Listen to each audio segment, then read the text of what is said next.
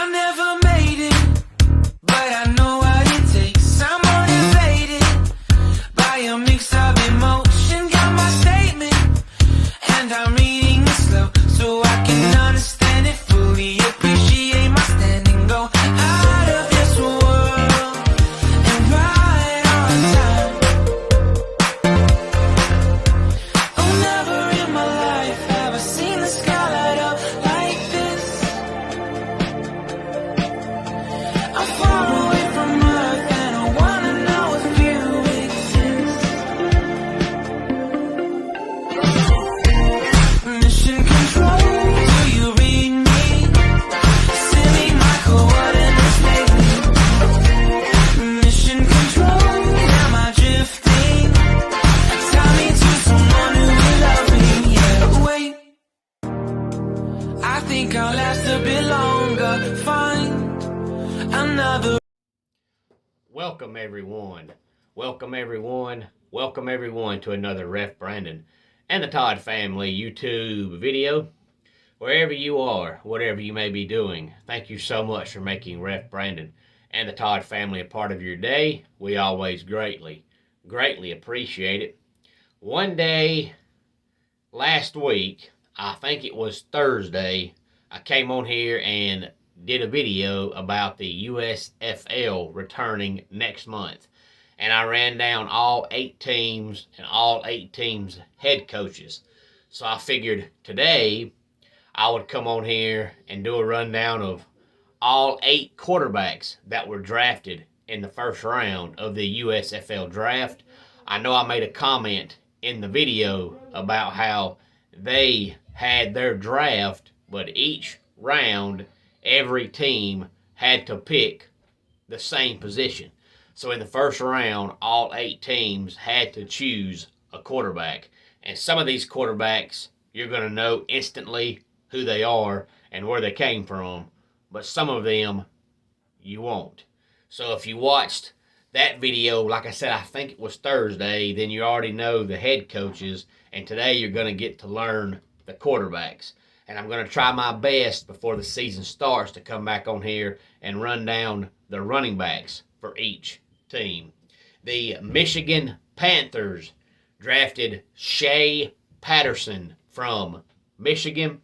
The Tampa Bay Bandits drafted Jordan Ta'amu, who was at Ole Miss. And the Philadelphia Stars drafted Brian Scott from Occidental College. And if you're not sure where Occidental is, it is in Los Angeles. And the New Jersey Generals drafted Ben Holmes from Tarleton State. And Tarleton State is in Stephenville, Texas. The Houston Gamblers drafted Clayton Thorson from Northwestern. The Birmingham Stallions drafted Alex Mago from Florida International. And the Pittsburgh Maulers drafted Kyle Loletta from Richmond. And the New Orleans Breakers drafted Kyle Sloter from Southern Miss.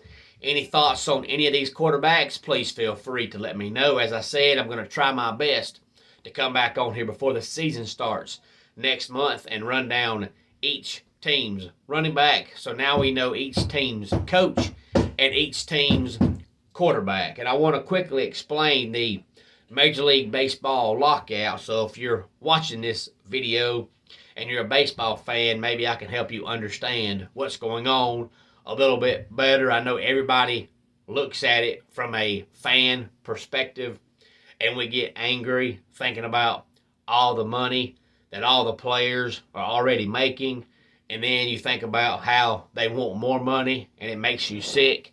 But we have to put on our business hat for a minute, because yes, we look at it as a sport, and we look at it as a pastime, something we get to watch when we have time. If we have time and have the money, we go to a game. But they look at it as a business, as a profession, because it is the way they support their families, just like we support our families and whatever our occupation is. And the players get mad because the owners are making more and more money off of the players, and the players are the ones going out there every day putting their careers on the line when they can have some kind of career-ending injury at any time, while the owners sit up in a booth with the air conditioning running, doing absolutely nothing physical-wise and making all that money.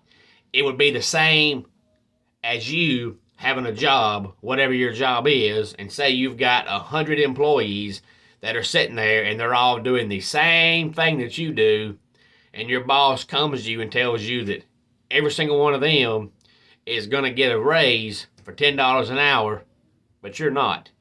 You would get angry because you're all doing the same thing. So you think, hey, if they get a raise, I should get a raise. Well, that's the way the baseball players look at it.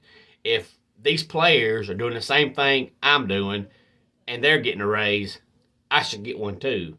If these owners are making money off of me and they're making more money, I should too. Major League Baseball made almost $21 million in 2019, and 75% of the players make less than $1 million.